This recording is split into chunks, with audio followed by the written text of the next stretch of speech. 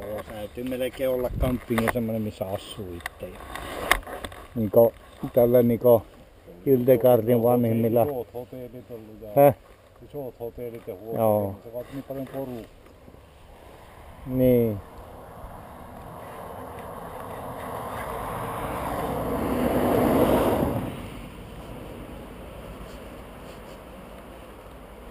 Mikä tuossa pyöräyttämässä nyt on? Häh? Mikä tuossa pyöräyttämässä? Johon me tuon tunneliin. Ja tuosta näkee. Niin että näkee tunne, joo niin. Joo. Siellä voit ajaa tuossa niin ajan perässä. Kaasuta välillä sitten ylös. Joo.